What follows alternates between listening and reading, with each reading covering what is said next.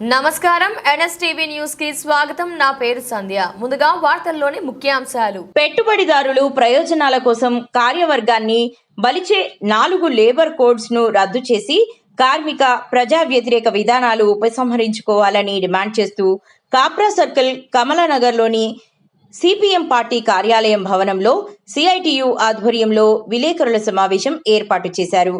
ఈ సందర్భంగా రాష్ట్ర సిఐటియు ప్రధాన కార్యదర్శి జె చంద్రశేఖర్, మేడ్చల్ మల్కాజ్గిరి జిల్లా అధ్యక్షుడు ఎర్రా అశోక్, ఏఐటియుసి రాష్ట్ర కౌన్సిల్ సభ్యులు శంకర్ రావులు మాట్లాడుతూ కేంద్ర ప్రభుత్వం 29 కార్మిక చట్టాలు రద్దు చేసి 4 లేబర్ కోడ్స్ గా తీసుకురావడానికి తీవ్ర ప్రయత్నం చేస్తున్నదని, ఈ కోడ్స్ కార్మికులకు తీవ్ర నష్టం చేస్తున్నదని, ఉద్యోగ భద్రతపై ప్రభావం పడుతుందన్నారు.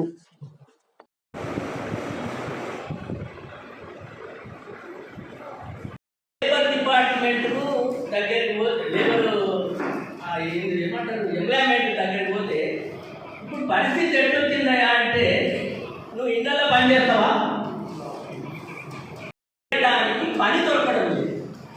కారణం ఏమంటే ఏదైతే పబ్లిక్ సెక్టార్ సంస్థలన్నిటినీ కూడా ఈ పెట్టుబడికి ఉన్న మనుషులు ఓట్లకు పనికొస్తారు. అంటే వీళ్ళకు మనం డబ్బులు ఇస్తే మనకు ఓటేస్తారు. అర్థం చేసుకోవాల్సిన అవసరం. ఎందుకంటే మనం కూడా ఇప్పుడు ఏమైపోతున్నామంటే ఆర్థిక వర్గమే కానీ సామాన్య ప్రజలే కానీ మనలను ఈ పెట్టుబడిదారులే కానీ వీళ్ళు ఎవరైతే ఉన్నారో పాలకులు మనం ఎన్నికలలో వాగ్దానాలు చేస్తున్నాం. ఆయన కూడా చేసిండు. ఎవరు? నరేంద్ర మోడీ. వెలిగిస్తాను, అత్యేస్తా, ఇచ్చేస్తాడు. ఏం చేస్తున్నాయా? భూమిలో ఉన్న ఖనిజ సంపదను తీసుకో. నిన్నగాక మనం మోడీ చెప్పాడు, పబ్లిక్ సెక్టార్లో ఉన్న బ్యాంకుల యొక్క షేర్స్ మొత్తాన్ని అమ్మేస్తామని చెప్పాడు. అందుకని మన సంపదని ప్రైవేట్ వాడికి కాల్చౌక కట్టుబెట్టేదాన్ని మేము అన్నింటి ఈరోజు వ్యతిరేకిస్తామని ప్రభుత్వ రంగ సంస్థను కాపాడాలి.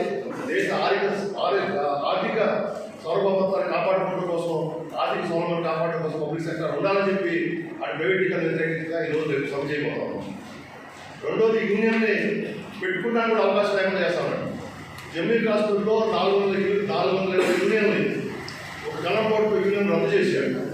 కార్మికుల హక్కు, రాజ్యాంగ కల్పించిన హక్కు, యూనియన్ పెట్టిన హక్కుని ఈ రోజున చిన్న కారణాలతో రద్దు చేసే పని, యూనియన్ లేని పరిశ్రమ స్థాపించాలనే పద్ధతిలో ఈరోజు బీజేపీ ప్రభుత్వం పనిచేస్తారు. దాన్ని సీఎటు అన్ని కార్మిక సంఘాలు వ్యతిరేకిస్తా ఉన్నాయి.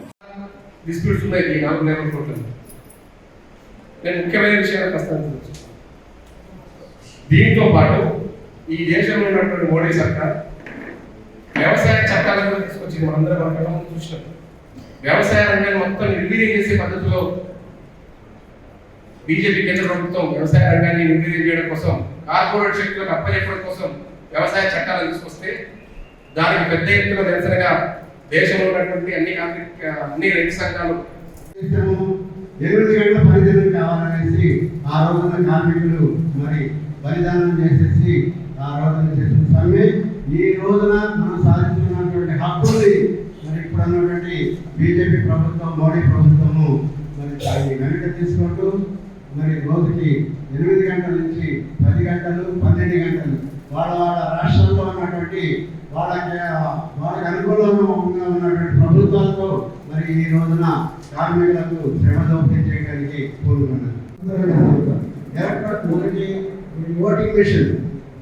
ఓటింగ్ మిషన్ ఇప్పటికీ కూడాను మన భారతదేశంలో గతంలో ఉన్నటువంటి పేపర్ ఓటింగ్ నుంచి ఈ రోజున ఓటింగ్ మిషన్ వల్ల ఎంతో సమయం ఖర్చు వస్తుంది, ఆర్థికంగా కూడాను ఎంతో ఖర్చు తగ్గుతుంది. కాబట్టి ఆ ఓటింగ్ మిషన్ డెవలప్ చేసింది ఒక ప్రభుత్వ రంగ సంస్థ. నెహ్రూ టైంలో ఆ రోజున రష్యా సహకారంతో మరి పబ్లిక్ సెక్టర్స్ని డెవలప్ చేయాలనేసి తీసుకున్నటువంటి ప్రభుత్వ నిర్ణయంలో భాగంగానే ఎన్ని కంపెనీలు ప్రభుత్వ రంగ సంస్థలు వచ్చినాయి. ఈ రోజున మోడీ ప్రభుత్వ రంగం అవసరం లేదు, మేము వ్యాపారం చేయడం లేదు, ప్రభుత్వ పరంగా మేము వ్యాపారం చేయడం లేదు, ప్రభుత్వ రంగాన్ని అన్నింటినీ కూడా ప్రైవేట్ పరం చేస్తాము అని. నేను అశోక్, సిఐటియు జిల్లా అధ్యక్షుడు.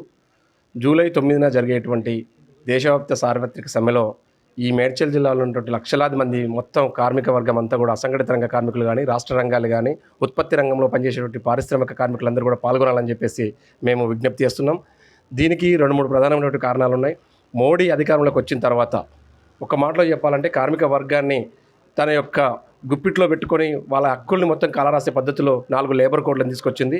ఈ లేబర్ కోడ్ల వలన 10 గంటలు 8 గంటలు ఉన్నటువంటి పని దినాన్ని కార్మిక వర్గం తరతరాలుగా పోరాడి రక్త తర్పణాన్ని చిందించి సాధించుకున్నటువంటి ఈ 8 గంటల పని దినాన్ని అది 12 గంటలకు లేదా 14 గంటలు చేయాలని చెప్పేసి మోడీ ప్రభుత్వం ప్రయత్నం చేస్తుంది.